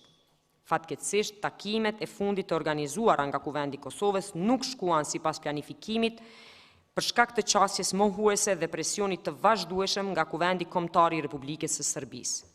Së fundmi, kjo ndodhi gjatë pjesëmarrjes së delegacionit të Kuvendit të Kosovës në Asamblen Parlamentare të SEECP-s, ku raportet e përgatitura nga Kosova janë kundërshtuar nga Serbia dhe Greqia për shkak të përfshirjes së sistemës së Kuvendit dhe përdorimit të tokfjalshit Republika e Kosovës pa fusnot. E po ashtu, aktivitetet e organizuara nga Kuvendi i Kosovës janë injoruar nga 4 anëtarët të kësaj asambleje: Serbia, Greqia, Rumania, Moldavia, pa asnjë arsye. Siç e thotë edhe raporti i Komisionit Evropian për Kosovën, të dyja palët duhet të mbeten të përkushtuara për zbatimin e vazhdueshëm të marrëveshjes për përfaqësim dhe pjesëmarrje të Kosovës në forumet rajonale. Po ashtu, në pikën 14 të marrëveshjes për normalizimin e marrëdhënieve midis Prishtinës dhe Beogradit, që është nënshkruar me 19 prill 2013, thuhet se asnjëra palë nuk do të bllokojë tjetrën apo nuk do të inkurajojë të tjerët për të bllokuar progresin e palës tjetër në rrugën e tyre përkatëse drejt BE-s. Por, fatkeqësisht, asnjëra nga këto nuk po respektohen nga pala serbe. A i bie që Kosova po trajtohet në mënyrë jo të barabartë? Fatkeqësisht, njëjtë po vazhdon edhe me marrëveshjet e para për të arritur deri në nëntor të këtij viti. Lidhur me marrëveshjet, Kosova i ka përmbushur pikat e marrëveshjes, si MIK me të gjitha kompetencat e saj, lëvizja e lirë e mallrave dhe njerëzve, integrimi i policisë, shënimet kadastrale dhe elementet të marrëveshjeve tjera. Me keqardhje më duhet të theksoj shkeljet, pengesat dhe mosrespektimet që Serbia ja ka bërë dhe vazhdon t'ja bëj në kuadër të marrëveshjeve si marrëveshjet e lëvizjes së lirë të mallrave dhe njerëzve, menaxhimit të integruar të kufirit me komponentet e saj, vulave doganore, njohjes së diplomave, energjisë, telekomit, zgjedhjeve lokale dhe integrimit të policisë. Të nderuar kolegë, unë këtu dua të riafirmoj gatishmërinë tonë që bashkëpunimi rajonal duhet të intensifikohet, por gjithnjë duke respektuar parimin e gjithëpërfshirjes dhe trajtimit të barabartë. Besoj që është e arsyeshme të kemi mbështetjen e institucioneve të Bashkimit Evropian në këtë pikë, në mënyrë që Republika e Kosovës të jetë e barabartë me përfaqësim në forume dhe organizata rajonale. Parimi i trajtimit të barabartë duhet të jetë parimi bazë për zhvillimin e bashkëpunimit rajonal. Kur flasim për mbështetje financiare të Bashkimit Evropian ndaj vendeve të Ballkanit Perëndimor, siç është thënë edhe në takimin e 16 shtatorit të këtij viti të Parlamentit Evropian, për gjeneratën e tretë të fondeve të IPA-s, kriter dhe kusht për përfituesit e tyre do të jetë respektimi i vlerave themelore të demokracisë, të drejtave të njeriut dhe sundimit të ligjit. Ky instrument me vlerë prej 14 miliard euro do të mbështes vendet kandidate dhe potencial kandidate për miratimin dhe zbatimin e reformave kyçe, politike, institucionale, sociale dhe ekonomike.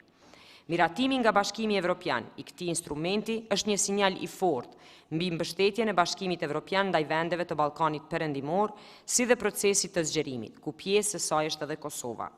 Kosova është përpjekur vazhdimisht që këto 3 vlera të lartcekura të promovohen dhe të respektohen. Mirpo, rajoni ka nevojë për një agjendë të përditësuar për të synuar nivele të ndryshme të çështjeve, veçanërisht në nivelin 2 palësh. Financimi I projekteve për vendet të caktuara duhet të kurzohet nga zbatimi reciprok I marrëveshjeve ekzistuese midis vendeve të Ballkanit Perëndimor, sepse mungesa e përparimit në një nivel 2 palësh po pengon përparimin drejt një procesi të mirëfill të pajtimit rajonal. Deri më tani, mbështetja 2 palëshe e Bashkimit Evropian për Kosovën në kuadër të këtij instrumenti të parantarësimit në vitet 2014-2020 arri në 562 milion euro. Programet e veprimit 2019 dhe 2020 përfshin një kontribut të Bashkimit Evropian në shumën 181 milion euro. Kosova vazhdon të përfitojë nga mbështetja në kuadër të programeve shumëvendshme dhe rajonale të IPA-s. Këto programe gjithashtu pjesërisht janë ripërcaktuar për të adresuar përgjigjen ndaj krizës COVID-19. Përveç kësaj, Kosova merr pjesë në 3 programe të bashkëpunimit ndërkufitar dhe gjithashtu përfiton me mbështetjen e IPA-s nga pjesëmarrja në disa programe të Bashkimit Evropian. Mirpo, bie në sy fakti se do të financohen pothuaj vetëm projekte që lidhin Kosovën me Serbinë, siç janë. Do të përfundohet autostrada e paqes në Kosovë që lidh Prishtinën dhe Nishin në Beograd. Do të përmirësohet motehe Kurudha që lidh Beogradin me Prishtinën. Do të përshpejtohen përgatitjet për ndërtimin e hidrosistemit Iber-Lepenc faza 2 në Kosovë. Do të fillojë ndërtimi inspeksionit të gazit Maqedonie e Veriut Kosovë. Do të ndërtohet impjanti trajtimit të ujrave të zeza në Prishtinë. Besoj se është e nevojshme që të financohen edhe projekte të reja me vende tjera me interes për Kosovën. Për Kosovën janë të mirëseardhura projektet rajonale, mirëpo për institucionet dhe qytetarët e Kosovës mbetet shqetësues fakti se ka projekte të cilat I shtojnë vlerë bashkëpunimit rajonal dhe lidhjes së popujve të rajonit, sikur që do të ishte rruga Gjakov-Shkodër, fizibiliteti të cilit duhet të kryhet dhe që ndihmon lidhjen e Kosovës jugperëndimore me Shqipërinë Veriore dhe Malin e Zi, por nuk janë të përfshira në këto projekte. Fakt tjetër shqetësues mbetet fakti se Kosova është I vetmi vend I rajonit, siç u cek disa herë deri më tani, të cilit janë vendosur kritere shtesë për liberalizim të vizave. Edhe pas përmbushjes të gjitha kritereve shtesë të përcaktuara si kusht për liberalizim të vizat, qytetarët e Kosovës ende nuk gëzojnë lëvizje të lirë. Nuk ka më asnjë arsye pse qytetarët e Kosovës duhet të jetojnë të izoluar. Bashkimi Evropian nuk duhet të lëviz nga bazat e procesit të zgjerimit dhe duhet të lëviz nga bazat e procesit të zgjerimit dhe duhet të merren parasysh kriteret e Kopenhagës të aplikuara deri më tani për të fituar liberalizimin e vizave e po ashtu edhe të antarësimit, të cilat duhet të vlerësojnë edhe Kosovën. Ritheksoj, Kosova e konsideron integrimin rajonal jo vetëm si hap të domosdoshëm drejt integrimit në strukturat ekonomike dhe të sigurisë euroatlantike të Evropës, por edhe si mjet për të sjellë stabilitet më të madh politik dhe ekonomik në të gjithë rajonin. Ju falenderit shumë për vëmendjen tuaj.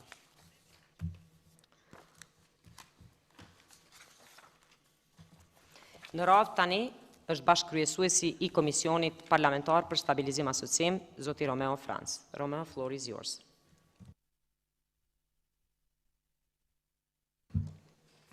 Sehr geehrte Kolleginnen und Kollegen, durch die enge regionale Zusammenarbeit der Westbalkanländer wird nicht nur das wirtschaftliche Wachstum, sondern auch gute nachbarschaftliche Beziehungen der Gesellschaften gefördert.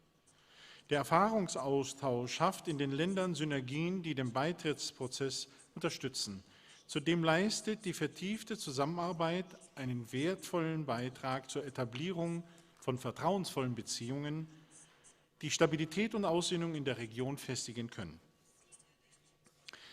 Lassen Sie mich als positives Beispiel den Austausch von Forschungskompetenz des wissenschaftlichen Nachwuchses in Forschungseinrichtungen und Hochschulen in den Westbalkanstaaten nennen. Dieser Austausch schafft wissenschaftliche Perspektiven im Heimatland und hilft somit, den Brain Drain, also den Weggang von hochqualifizierten jungen Leuten aus dem Westbalkan, zu stoppen.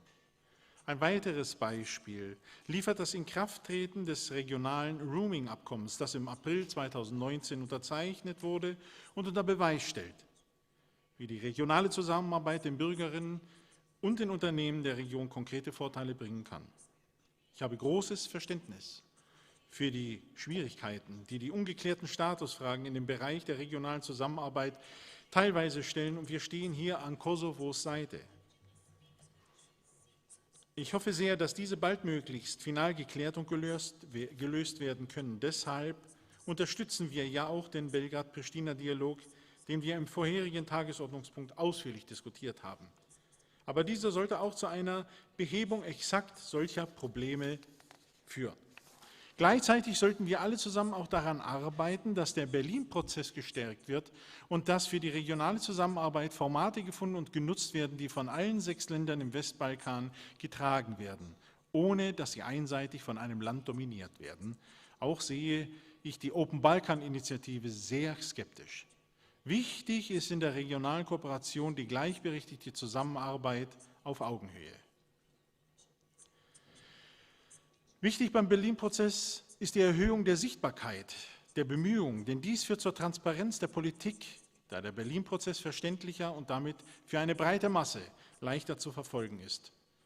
Zur Unterstützung der wirtschaftlichen Entwicklung der Westbalkanländer und zur Förderung der Prosperität wurden von der EU-Kommission Empfehlungen zu Reformanstrengungen im Schwerpunkt Berufsbildung im Digitalisierungsbereich entwickelt. Investitionen in die digitale Transformation auch im Bildungsbereich helfen beim Aufbau von nachhaltigen und zukunftsorientierten Wirtschaftsstrukturen, die insbesondere den jungen Generationen eine Zukunft bieten können und einen wesentlichen Beitrag für das Gelingen des Beitrittsprozesses leisten können. Lassen Sie mich auch eine kurze Bemerkung zu den Kriterien für die Finanzierung von EU-Projekten in der Region durch IPA 3 machen, der dritten Version des Instruments zur Beitrittshilfe.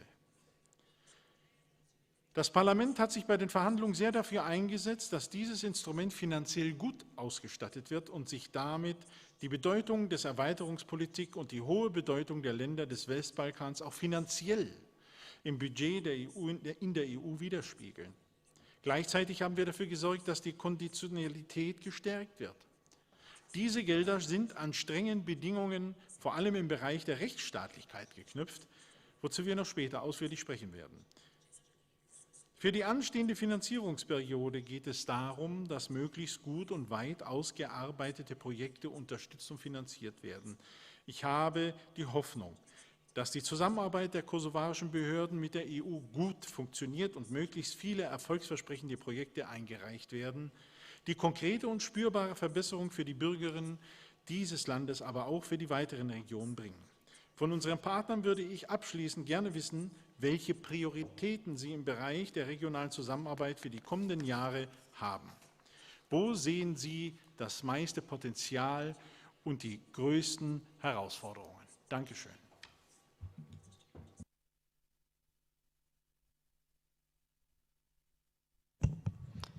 Thank you, Romeo. Besoj që në pyetjen e Romeos në fund të fjalimit mund të diskutojmë në pjesën e diskutimeve. Në radhë është deputeti i Kuvendit Republikës së Kosovës, zoti Palekaj. Faleminderit, nderuar kryesuese e Komisionit Parlamentar të Stabilizim Asociimit BE-s, bashkëkryesues i Komisionit Parlamentar i Stabilizim Asociimit, zoti Franz, shkencësia e juaj ambasador Thomas Sunjog, nderuar koleg Parlamentit Evropian dhe Parlamentit Kosovës, zonja dhe zotri. Është nder, por edhe përgjegjësi institucionale të mbajmë një takim të nivelit lartë dhe përmbajtësor të Komisionit Parlamentar të Stabilizim Asociimit dhe Bashkimit Evropian Kosovë. Në emër të grupit parlamentar të Aleancës për Ardhmërinë e Kosovës, jemi mirënjohës dhe falemnderues ndaj mbështetjes së Bashkimit Evropian për perspektiven evropiane të Ballkanit Perëndimor, pasi për Kosovën ashtu dhe për shtetet e rajonit, antarësimi është një perspektivë e qartë dhe gjithashtu e domosdoshme për stabilitetin e rajonit.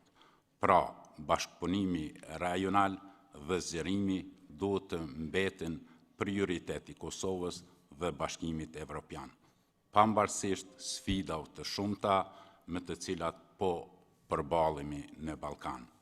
Mendoj që rëndësi të madhe në bashkëpunimin rajonal, Bashkimi Evropian duhet t'i kushtoj rritjes së vëmendjes ndaj faktorëve ekonomik dhe social të reformave që po kryhen, duke konsideruar ndryshimet të mëdha në sigurinë ekonomike dhe sociale të popujve mes shtetëve të anëtarë të Bashkimit Evropian e posaçërisht Kosovës. Pra, është nevojshme që të inkurajohet bashkëpunimi më i afërt rajonal për të lehtësuar përmbushjen e kriterëve të anëtarësimit në BE dhe specifikisht Bashkimi Evropian përballë Kosovës duhet të forcojë dhe intensifikojë angazhimin e saj në të gjitha nivelet për të mbështetur transformimin politik, ekonomik dhe social që të mos mbetemi në status quo sikur deri më tani. Lidhur me temën, mendoj që bashkëpunimi rajonal dhe financimi i projekteve nga Bashkimi Evropian duhet të orientohen drejt krijimit të një modeli ballkanik të bashkëpunimit ekonomik bazuar në modele të mëparshme të suksesshme të bashkëpunimit rajonal, sepse vetëm kështu mund të krijohet një qendër ekonomike që do t'ju mundsoj shtetëve të rajonit që të lidhen me qendra tjera të mëdha dhe me ndikimin ekonomik ashtu siç është Bashkimi Evropian. Përkundër polemikave dhe citatave të nxehta të her pas hershme, e them që politikat ekonomike të bazuara në nacionalizëm duhet të shmangen si të dëmshme, pasi ato krijojnë pengesa dhe luftë tregtare ndërmjet vendeve për mallrat e ndryshme. Në këto relacione të Kosovës me fqinjt, mund të themi lirisht që zhvillimi ekonomik dhe vullneti politik janë të ndërlidhura ngushtë dhe ky kombinim do të nxjisë jo vetëm bashkëpunimin më të ngushtë rajonal, por do të sjellë gjithashtu paqe dhe stabilitet afatgjatë në rajonin e Evropës. Duke e ditur rolin e jashtëzakonshëm të Bashkimit Evropian përballë Kosovës ku me marrëveshjen e stabilizim asociimit, projekte si IPA, mbështetjen buxhetore si Bergji dhe të gjitha projektet mbështetje dhe asistencat e misioneve apo zyreve ndërlidhëse, tani në Kosovë vërtet vrehet në ndryshim ekonomik, por edhe politike shoqëror. Andaj ne si grup parlamentar i AKS jemi falënderues për mbështetjen për vendin tonë. Ne si grup parlamentar dhe si përfaqësues të popullit jemi të zhgënjur që Kosova ka mbetur i vetmi vend që po vazhdon të privohet nga mungesa e liberalizimit të vizave, sepse ky izolim i vazhdueshëm ka bllokuar edhe jetën të ardhmen dhe zhvillimin e shtetit Kosovës në arenën ndërkombëtare.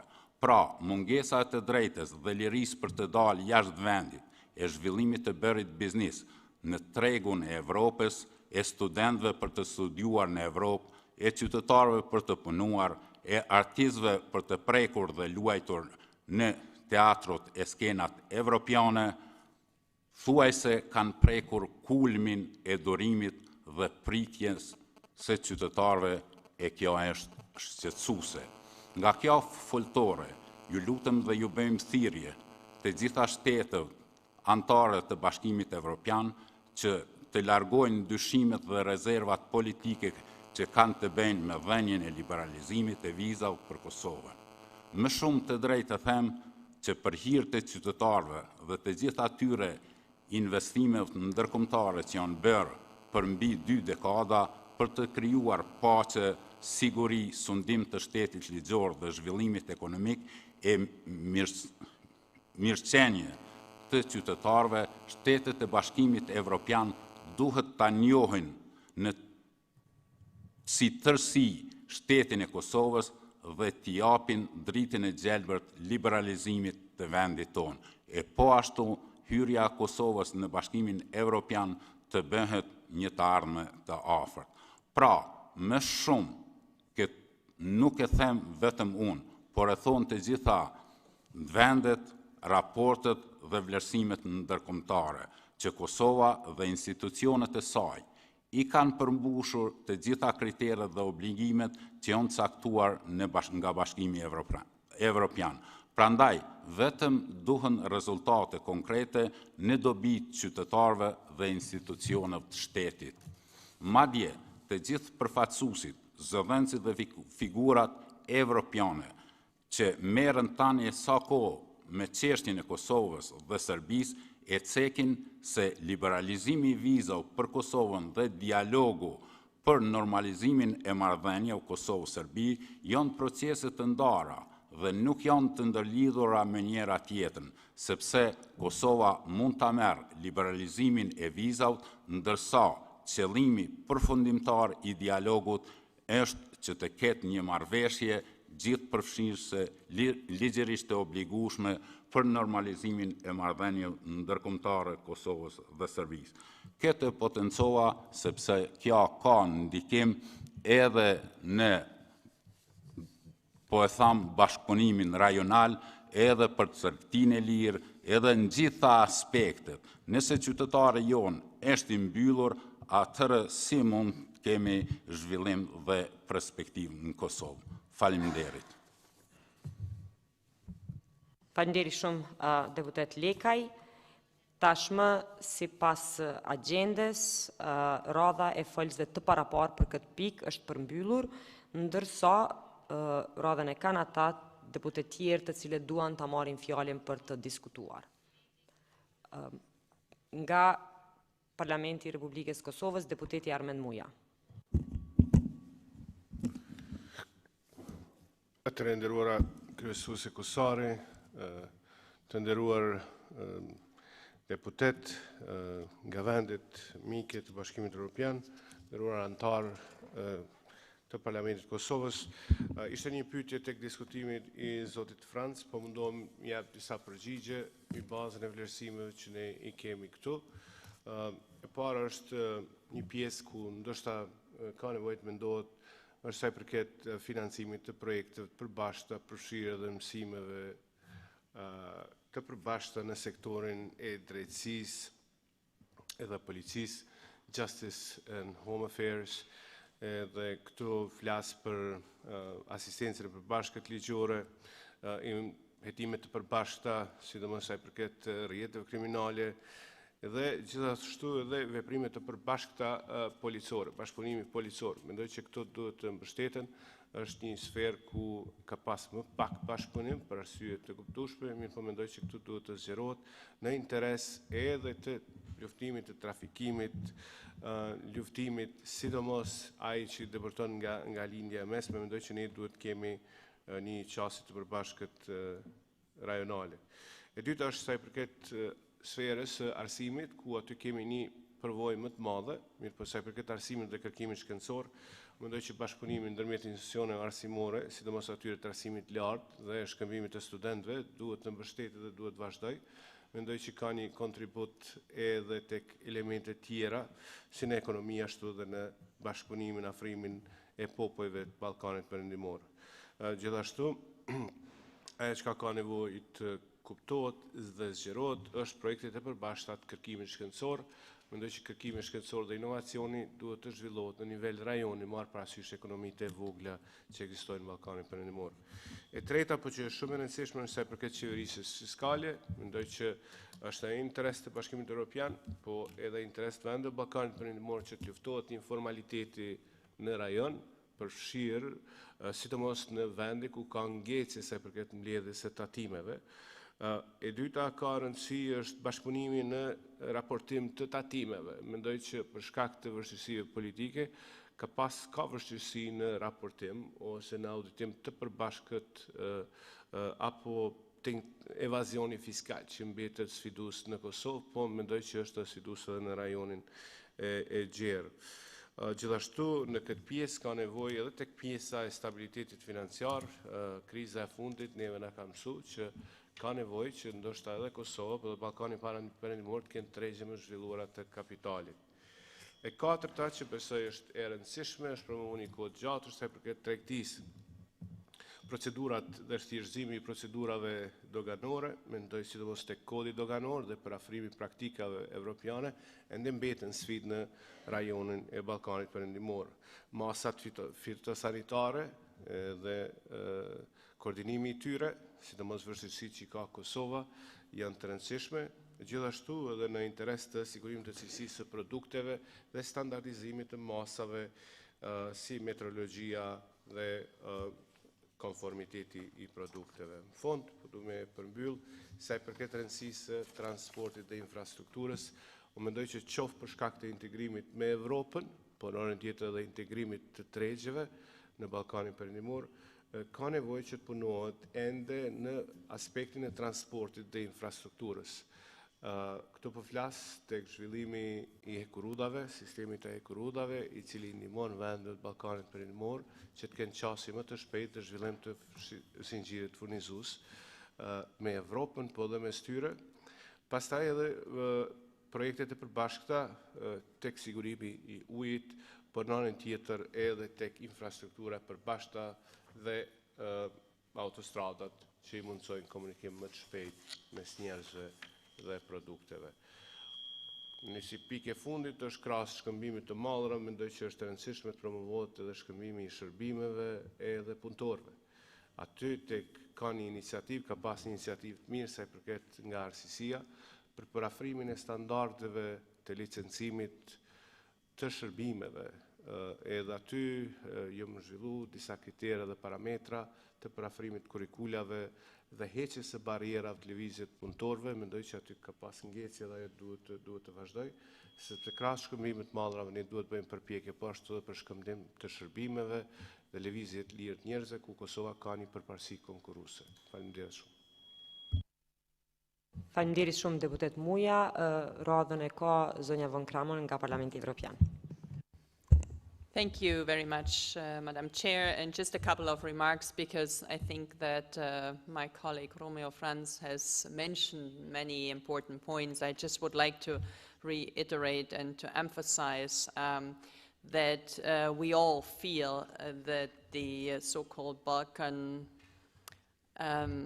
Open Balkan Initiative is not the way to go, and it's not the way to proceed.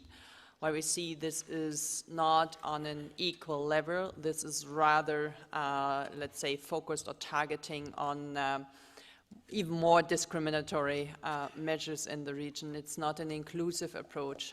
It is rather dominated by one or two countries in the region, and this has not, let's say, the ultimate goal of the European standards, European acquis, but it gives a lot of room for third actors such as China and Russia, and therefore, of course, we are extremely, let's say, skeptic that this kind of process could be then integrated in a real EU integration or real EU accession process. I think that the European Union is extremely active in financing all kinds of soft activities, especially also in terms of languages education. My colleagues has mentioned the question of police, of course, for further integration in the region, but also here in Kosovo. I think the mutual understanding is one of the preconditions to strengthen this institution and the police force in particular.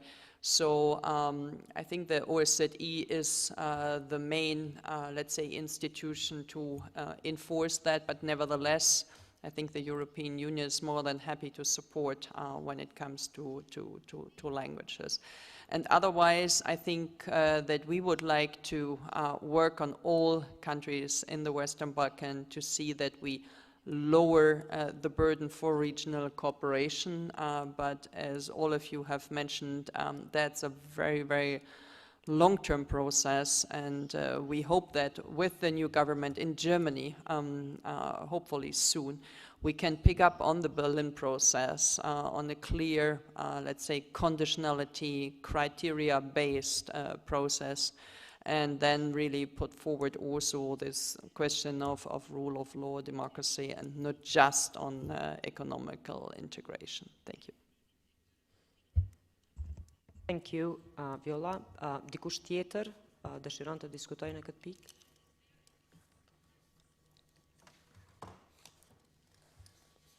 Nëse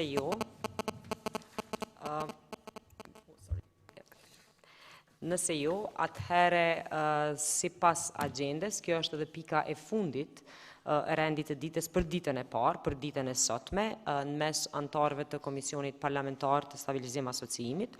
Unë ju falenderoj të gjithëve për fjalimet tuaja, për diskutimet gjatë këtij takimi. Gjithashtu, para se ta shpall të mbyllur ditën e sotme, dua të kërkoj miratimin tuaj që diskutimin jo formal që e kemi parapar të vazhdojmë gjatë darkës me fillim në ora 19:30, për shkak se e përmbyllëm më herët, ta fillojmë prej orës 19. Nëse jeni të dakordimit që 30 minuta më herët të takohemi, në të njëjtën është informuar edhe transporti juaj të nderuar parlamentar evropian dhe bashkë do takohemi në vendin e parapar që të vazhdojmë diskutimin jo formal. Gjithashtu, punimet nesër i rifillojmë në të njëjtin vend në ora 9 të mëngjesit, ndërsa gjithëve dhe njëherë ju falenderoj për prezencën tuaj dhe shpall të mbyllur ditën e parë të takimit tonë të përbashkët. Ju falenderit.